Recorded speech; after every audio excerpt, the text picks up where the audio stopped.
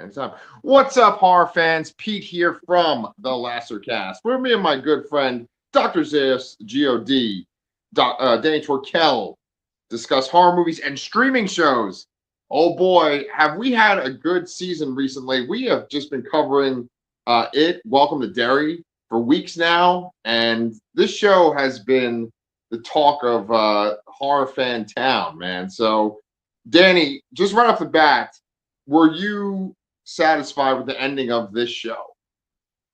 So I think I it's a hard question because I liked a lot of the parts of the finale. I do think the finale did lean into some of the things that I don't particularly like about the movies. It's like I thought there was almost a tendency to fall too hard on the uh like put too much emphasis on Bill Skarsgård as Pennywise and have like him just dominate the show, especially this final episode where he's been, I thought, so perfectly used in kind of pieces throughout, where he's been like a supporting character. And I thought having him kind of take over this last episode, I felt it almost became too much like it chapter 2 was for me. Uh One thing that I found interesting, one of my friends who I talked to about this show at work, he did not love the finale, and his complaint was that he thought they turned it, they went too Marvel and they made it into almost a superhero finale ending, Yeah, which I thought that's an interesting criticism. And then I saw an article that literally said the same thing and was like, Welcome to Derry botches the finale with extra Marvel esque ending. And I went and I forwarded him the article and I was like, holy shit, they said yeah, the exact same thing. I don't know about that. I wouldn't go that far. I really liked a lot of the character moments. I really liked what they're doing world building wise. Uh, I am a little cautious about the world building, uh, yeah, because I think it can lean into that too much aspect of this story. yeah, Um, there were parts that, again, I really liked where, um, like, I love the wraparound ending. I thought was phenomenal. I thought that was such a cool, clever way to end the show. But then I also thought some of it came across heavy handed. Pennywise's interaction with Margie, where, they basically just tell you you're gonna be Richie's mom. I yeah, thought I thought that came across a little too heavy handed and like I didn't think it needed that. Even though we've been talking about how, like, the very first characters you meet on this show that you think are going to be the main characters, one of them yeah, is named Eurus. And you assume his older brother is going to become Stanley's dad. Obviously, Will Hanlon and his family, Mike Hanlon is one of the original losers. So Will is probably going to be, so like they've been setting that up from the very right, beginning. This is right. the first time, and they waited until the finale where they were like, where they basically had Pennywise look at the screen and go, "Hey, remember the original Losers Club?" Right. And again, I thought it kind of came across too heavy-handed. I feel like I'm sounding overly negative, and I'm Yeah. not. I'm not. I didn't think this was kind of like a lead balloon finale that Alien Earth was, where I was kind of like that after this incredible season of TV. That's where we left off. I don't feel that way about Welcome to Derry. I thought the final scene was perfect. I am excited about the prospects of the seasons 2 and 3 of the show. I like the kind of future past, not to tie it back to Marvel and X-Men, but the like the future and the past connectors that are there. Yeah. I didn't think it was the greatest finale, but I enjoyed it for the most part. Okay. Okay. Uh, so which specific Marvel movie do you think the conclusion resembles? It re- it resembles one Marvel movie, the ending of one Marvel movie, very closely. I'm wondering if you can think of which one. Oh God, there's only been almost what 40 Marvel movies now. It's one of the more popular ones. Oh, come on, cat, get off the Christmas tree. Koala, get down. Pain in the ass. Cats and Christmas trees don't go together. Um, One of the more famous ones. I mean, then it's got to be one of the Avengers movies. Nope. No. I'll just cut to the chase, man.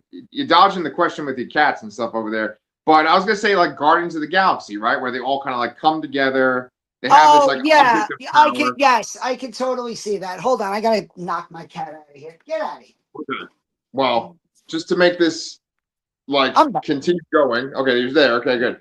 Like that whole sequence that's by the lake. The environment itself is like so dark. I thought that you were going to make a Game of Thrones reference. It's so kind of cloudy and dark. It was kind of reminiscent of that battle, at Winterfell. And that's the way that the world looks in the end of Guardians of the Galaxy when they're using that stone and they have to like channel its power and they all come together. I personally don't like endings of things when it's like, oh, there's this giant power, and if we all come together, we can like turn it off. I feel like it's too like on the nose and it's not as clever as it could be. Um, they also do that in like Deadpool and Wolverine, where Yeah, like the two of them like grab each other and they channel this power too. So I was absolutely 100% getting that Marvel vibe. I mean, it's not just Marvel. There's other fantasy things like it too. It's kind of reminiscent of Lord of the Rings too, where it's like the shard is kind of like the ring. And it's hard for them to like carry it at the very end there. With that being said, there are things I really liked, and I think that this show put some life into the horror legacy sequel kind of landscape that we're all in right now.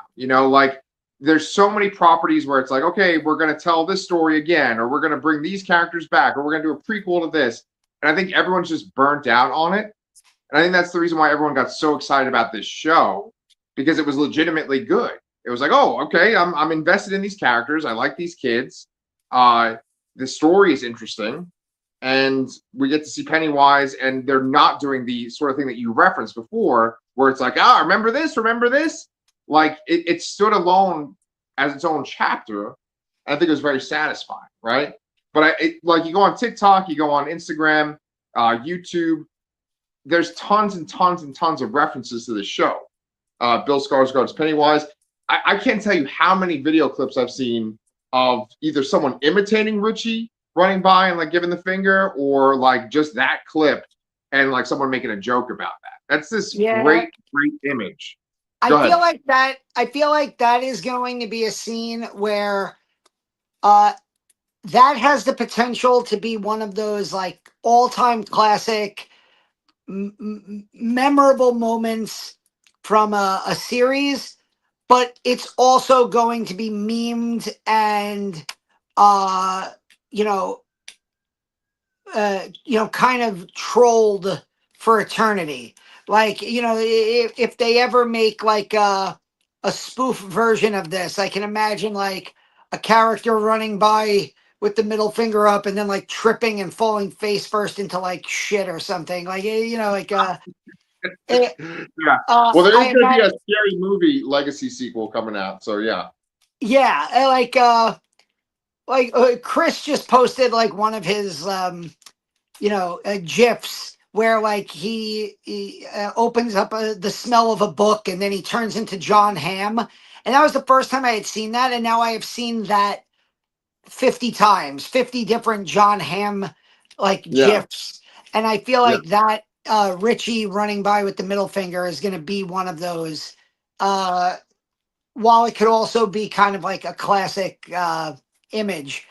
Um, I there was a lot of stuff. I didn't like the military parts of this final episode either.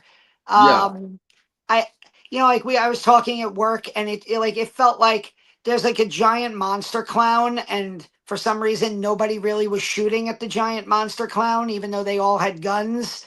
And you're like, Right. well, like why are we not just shooting at the giant monster clown? Okay, it's an interesting thing. But like again, like I liked the references to, I love the shots of like the mist taking over Derry. I love the Carrie vibe of the scene in the school where he comes out on the stage and he kills the principal in front of the kids. uh I liked a lot of it, but it's funny. I was even saying to my sister before, and I've said this to you in these reviews. There's just something about the Bill Skarsgård Pennywise that doesn't do it for me. And Yeah. when the show, like the movies, becomes Pennywise dominant, I kind of lose. And this is probably the weirdest critique because I think the Bill Skarsgård Pennywise is mostly universally beloved as a character, and I Right. think and I want to make this clear. I think Bill Skarsgård is great, and I loved him in this show. Specifically in what was it, episode 7, where like you get his backstory and when before he's the entity Pennywise, and when he's like the actual Bob Gray Pennywise the dancing clown. I think he's phenomenal. And I think like when I first saw his iteration of Pennywise back in 2017, I was like, "Oh, what like a cool updated version of it."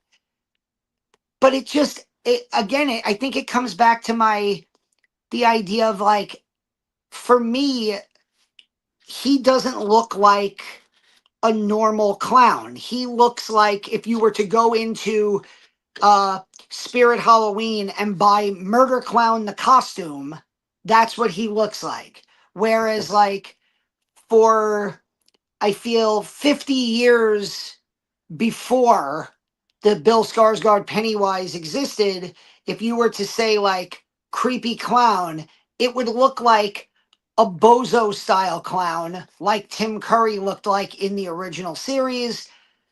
And I just find that to be a scarier character, Yeah. and a character that I think might, I don't know. I feel like the show.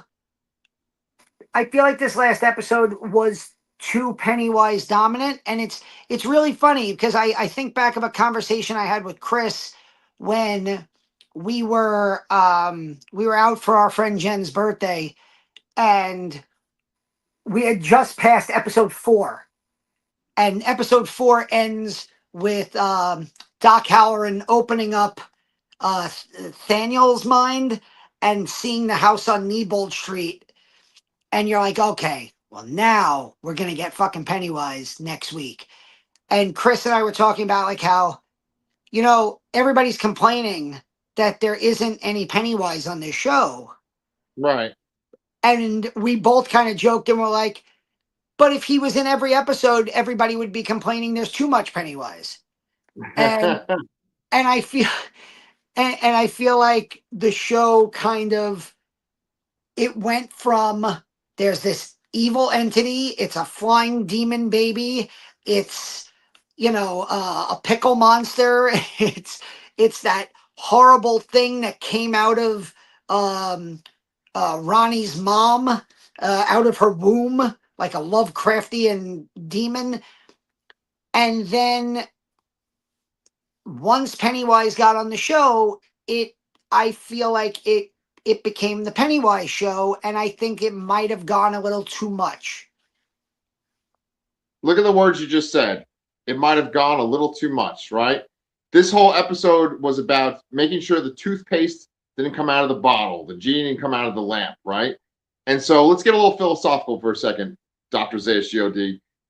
Do you think that because we have the ability to show Pennywise leading a group of kids down a road floating, or we have Pennywise taking over a school, we could just do this easily, seamlessly now with digital effects, that actually makes it less scary? Because like you keep referring to this Tim Curry version of Pennywise, which I of course was terrified of when I was a kid too. And then I think of the end of the miniseries, and I think of the spider that Pennywise turns into. And I remember even seeing that as a kid and being like, oh, that's not scary. Whereas all these other scenes with Pennywise were very scary. And at that time, they couldn't do an effective, crazy spider creature. But now they've done that spider creature in It Chapter 2, right? So like they can do whatever they want with like horror imagery. But we all know that like the more you leave to people's imagination, the scarier it is, right? And now it's like you don't need to leave anything to imagination because you can just do anything. Yeah, I think that's a big problem with Muschietti's movies, especially again It Chapter 2, which I feel just goes way over the top with the digital effects in everything and the CG. And like you saw it again in this episode where like whenever he goes from being Bill Skarsgård to CGI murder clown with the wide open mouth and the big teeth, I just completely lose it. Like I not losing interest, but like it just takes me completely out of it. Like Yeah, literally. And I mean it's a bigger issue with the effects. You know, I mean, you can make this claim with, you know, horror movies in general. A movie we disagreed on this year, Keeper, had incredible practical effects at the end of the movie. right. And one thing we agreed about was how amazing those practical effects are. You know, like we've covered lower budget stuff on this channel. One of our favorite movies in the entire time we've had this channel is PG Psycho Gorman. We got to interview Stephen Kostansky, Right. and you know that movie was probably made for a fraction of the budget that HBO gave Jason Fuchs and the Muschettis for this series. And, you know, he's able to make these incredible practical monsters and practical gore gags. Yeah. And I think you kind of hit it. You know, a lot of Stephen King's horror is based on Lovecraftian themes. And one thing about Lovecraft is Lovecraft never shows. He doesn't even tell. He kind of just recants. Like like it's like, "Oh, here's a crazy person. Oh, why are they crazy? Oh, well, here's what they claim they saw." And you just hear the descriptions of these horribly evil monstrosities and Yeah. these great old ones.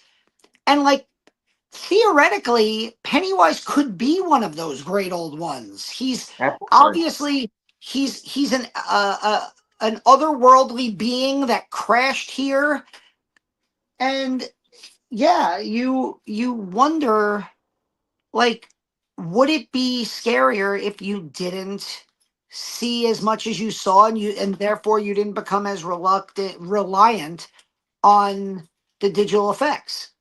Yeah. Well, you know what? Like we're like 20 minutes in. Why don't we flip it on its head for a second and let's talk about what we did like about this? Because I think we're both saying that like maybe it was too much of it like an adventure, actiony, and it was too in your face. Like it was Marvel and like just overloaded with digital effects. let's talk about like what works regardless of it being horror or not. What works as a story.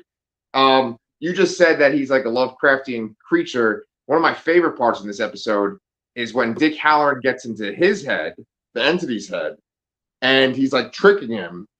And he has the carnival barker, he like slaps him in the face, and then Pennywise goes like, I'm an eater of worlds. Like he says something like that, like he says something else, but he's like hinting, he's like, hey, I'm a fucking Lovecraft creature. Like you can't smack me. I fucking love that sequence.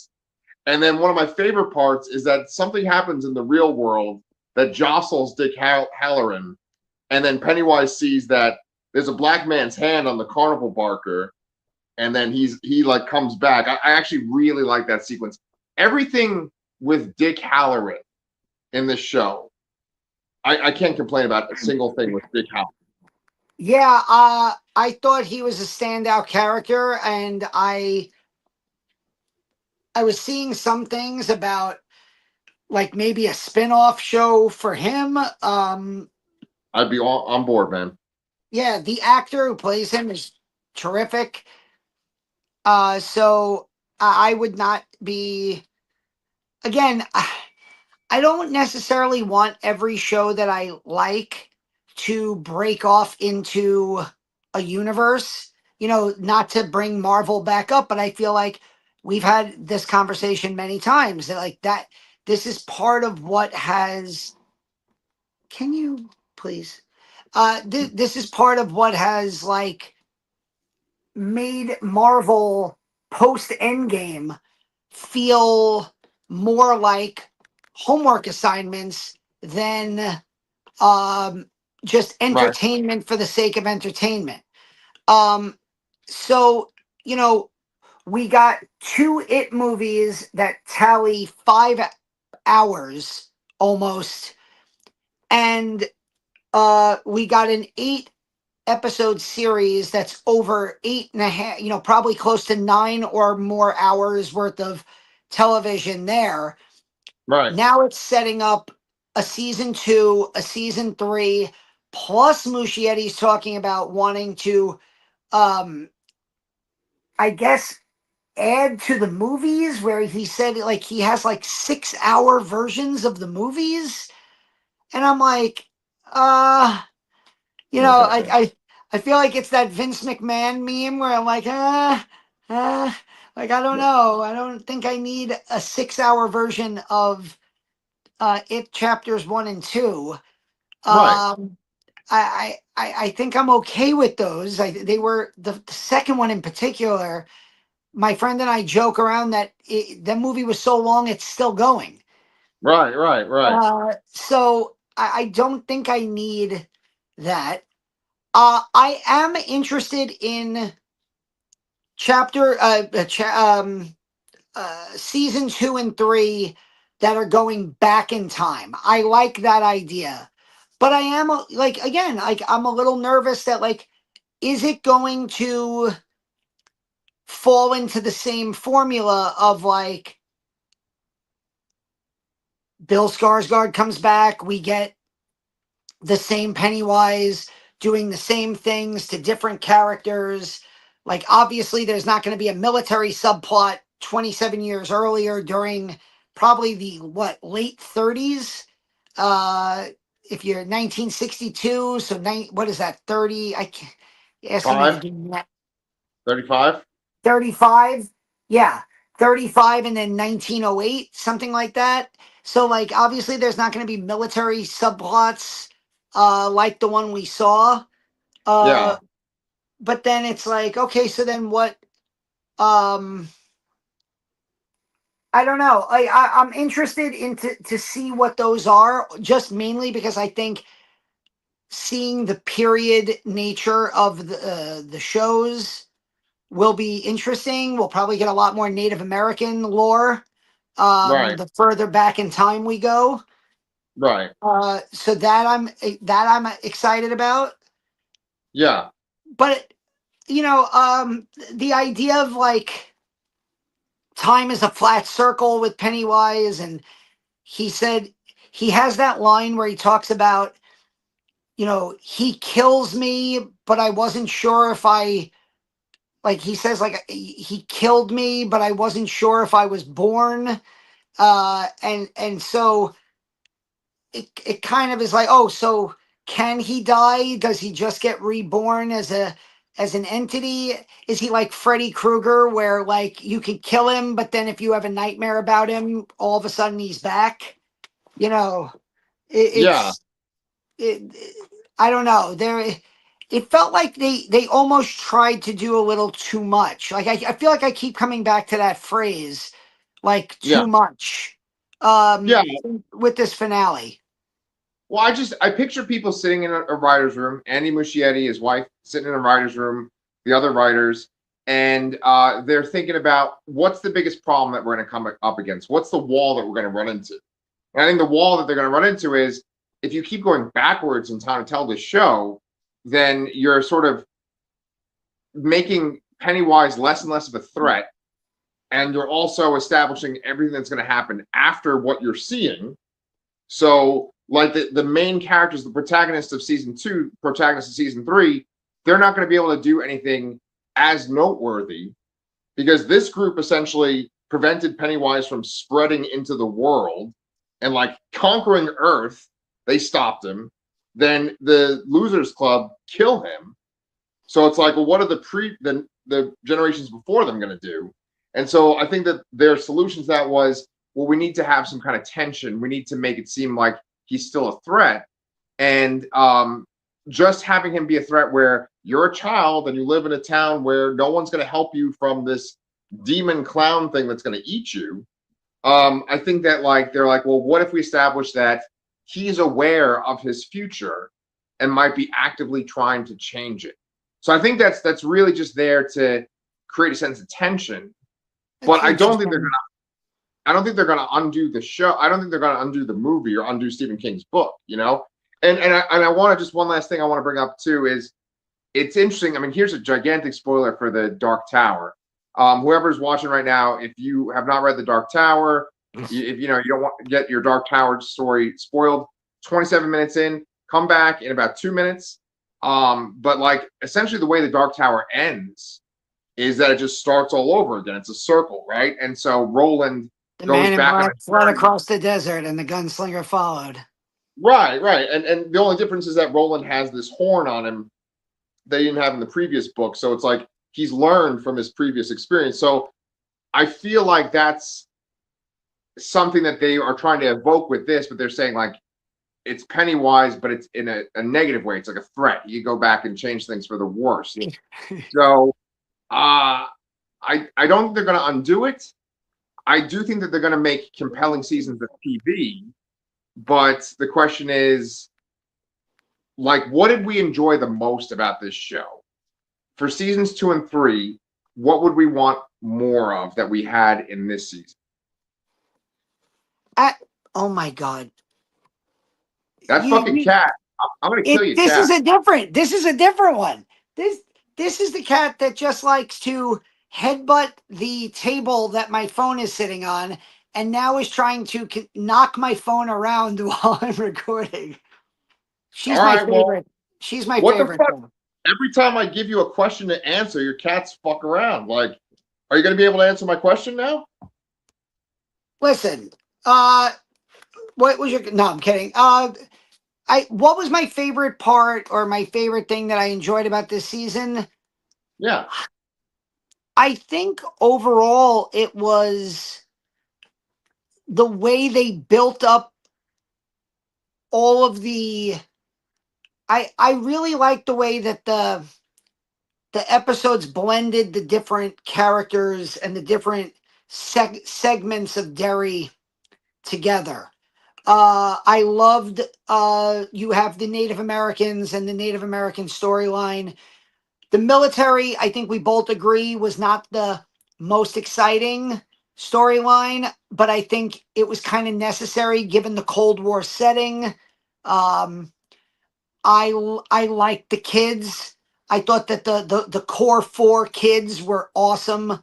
I liked how they tied in the murders at the beginning and Ronnie's dad being on the run, and that led to Doc Halloran and the black spot and all of that stuff. And I thought that, it built. I thought that the writing was great in the way that it built everything to a crescendo. Now, I think my issue is how that crescendo played out at the end, but I really enjoyed the buildup of everything. Yeah, I thought they did a great job. Um, One of the hardest things on a show like this, and we've covered many, is giving enough screen time to the different storylines, giving enough screen time to all of these characters so that they feel relevant. I think that was, again, one of the things that we didn't love about Talamasca, which was a show that we started covering at the same time as Welcome to Derry. right, But it's also something that on a show like Yellow Jackets, that's been one of its best strengths, but also one of its weaknesses. right. Um, where sometimes they do a great job of blending the characters on that show and the storylines.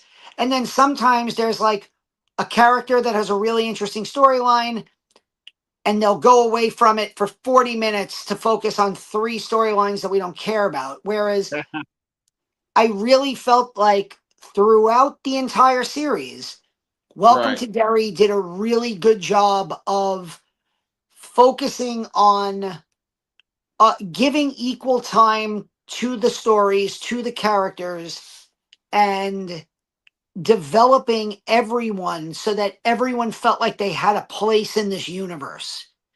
Yeah, Nobody kind of felt like an outlier. It didn't like Richie, you know, middle finger running and everything. He felt that scene of him playing the drums in the black spot.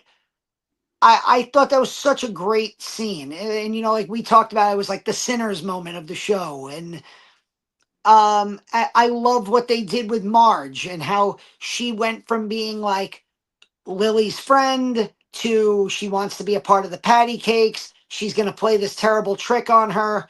We all think she's going to get killed by Pennywise with that horrible eyes thing. And she ends up being like a kick-ass character for these last few episodes. yeah, And turns out that she's like incredibly important to the lore of the story. So I really thought they did very similar to Stranger Things. I think they did a very good job of introducing an entire set of characters from all different aspects of Derry and weaving them together in a way that made you care about whatever was happening on screen at any given time. yeah, yeah. That's a really good way of putting it. I mean, I honestly, Danny, I only had like one complaint about the show. I think I liked this finale more than you did. My only complaint was the general's motivation in the second to last episode, where he's like, "We're gonna let fear spread across America," and I feel like he kind of had this stupid fitting death in this episode, where he just walks right up to Pennywise and he's like, "You're good to go." The terrifying Lovecraftian creature. I'm just gonna tell you, you're okay to go. And Pennywise goes to walk by him. And he's like, "I never forget a smell." And like we were talking about bad CGI before, when Pennywise goes like this with his hand, and then he has that face of that like old man that was missing an eye. I thought that actually looked really bad, and I was like, "There's nothing scary about this." But I just felt like that was just a stupid resolution to that general story. But otherwise, I like thoroughly enjoyed this show. Like if we were doing what we do on Comic Books Transformed, and we review like we make our top 10 that covers shows and movies, this show would be on my top 10 list. But we're a little more Oh, prestigious than the Lasser I cast. We do. Oh, go ahead. no, but I agree with you. I think overall this was for an 8 episode show that really came out of nowhere. Like nobody was, It Chapter 2 came out in 2019. I think it was 2017, 2019. And I think most people had a very positive reaction to It Chapter 1 and a mostly mild, maybe in the middle reaction to It Chapter 2. And 6 years later, nobody was like, you know what we need?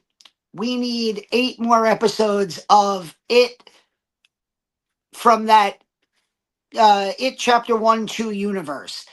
Nobody was clamoring for it.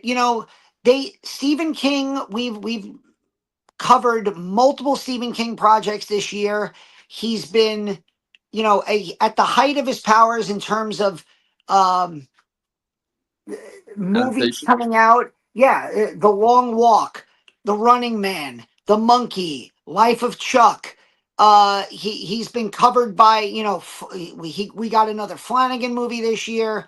We got an adaptation of 2 of the 4 Bachman books. We got Welcome to Derry. It just never seems to end like with Stephen King. But this wasn't like something that people were lining up and banging the drum for. And so considering it basically came out of nowhere, I would have it ranked highly on the shows we've covered this year. I mean, Yeah, I would also put Alien Earth on there, even though I didn't love the finale of that show.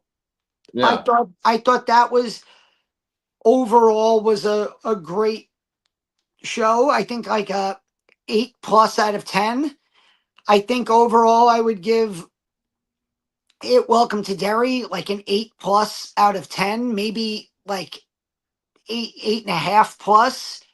Uh, Even if I didn't love the finale, I absolutely didn't hate the finale, no matter even if it sounds like I'm hemming and hawing on it. Uh, I just yeah, I think it's definitely one of the better shows we covered this year. nice, nice. Well, I got some bad news for you, Mr. Torkel. You keep saying that the Vampire Lestats coming out in January. I think I saw somewhere that it's coming out in the summer of 2026. Really? Yeah, but I mean, who knows if my fucking facts are right? I just texted you last night saying like, You "Oh, is told me Yellow Yellow Jackets out?" Jacket season 4 was on TV. Yeah, yeah, I was yeah, like, yeah. I what don't. exactly are you, Smurf? Am I like AI? I mean, no. They just had an ad on YouTube. They were like, "Newest season of Yellow Jackets now streaming," and I'm like, "Okay," but it was like season 3. Um, yeah. I mean, we got Vampire Lestats to look forward to. This was a fucking fun show to cover. I'm hoping that y'all can tell us what you guys think in the comments. You guys have been very active on TikTok and stuff when I've posted things about this show. Uh, Danny, did you want to talk about what we're going to do next? I think you had a pretty good idea about that. So I figured with this being a very topical show, I just went on Netflix. The other night, I finally watched the new Knives Out movie, Wake Up Dead Man. Yeah, And while I was on Netflix, I noticed that I want to say 20, I don't remember, 17, 19. Uh, the Castle Rock series that was out for 2 seasons is now on Netflix. And I was like, I never watched this.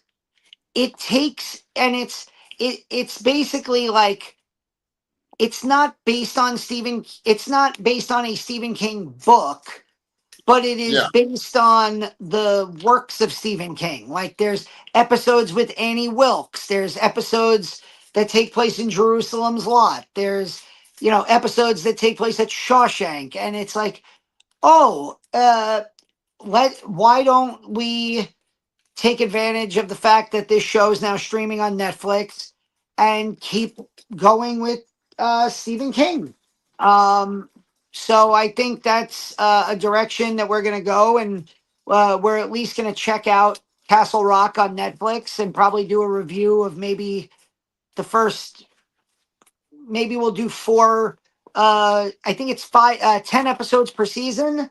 So something I think we've done once before, maybe with The Exorcist, when we reviewed that series, is we do like half of season one, second half of season one, and then 2 episodes for season two. And that could be something that we do. We are both trying desperately to catch up on all the horror movies or most of the horror movies we've missed in 2025 so that we can way later than everybody else, probably towards the end of January, get our top 10 list of the year out there. I Right? can tell you one movie that is most likely going to be on my list in the, to give a little segue into the what else do we have on the channel. I have about a 45 to 60-second short review of the new Silent Night, Deadly Night, which is in theaters right now. Uh, I walked out of this movie really liking it. And then I woke up the next morning still thinking about it and thinking about how much I think I loved it. And I am a weirdly unabashed fan of the 1984 Silent Night, Deadly Night. I think it's so charmingly weird. Uh, and then you also add, like, obviously, the fact that it has one of the greatest VHS boxes of all time. Santa climbing down the chimney with an axe. It led to protests and people picketing the movie theater. So it's got like that legendary cult status. I rewatched that on Shudder, and if you haven't seen that, Pete, it is 85 minutes. It is so much stupid fun. Yeah. Um, Brother, I fucking saw it. I Okay, saw it. great. Yeah, Yeah. so if you've seen the original, I think you will really like the remake. It pays a ton of homage to the original while um doing a lot of original stuff of its own. It also pays homage to Black Christmas, which I just watched with my horror movie club at work. Oh Um shit. yeah, so uh yeah, that is, you could watch my short review of that, even though I just talked for longer than 60 seconds about how much I enjoyed it. Um, but yeah, I'm trying to review as many shorts, put up as many shorts as I can every time I watch a new horror film towards the end of the year that potentially could end up on the top 10 or even not. But yeah, Yeah. next up is I have a bunch of movies that I've rented on Fandango at Home, which is what used to be Vudu. Mm. I know Chris recommended this found footage movie from produced by Eli Roth called Death Dream Eater. I think it's called. Yes, Dream Okay. Eater. I have that. Okay. Um, I have a movie called Coyotes with Justin Long and Kate Bosworth, which is supposed to be fun. Oh yeah, Um, yeah.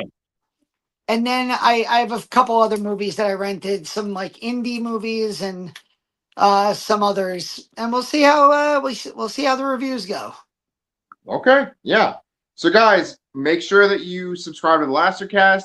Danny's constantly putting out reviews, things that are out there right now, things he's rewatched. We're gonna keep covering Stephen King stuff because we love talking about Stephen King and we love covering it on this channel.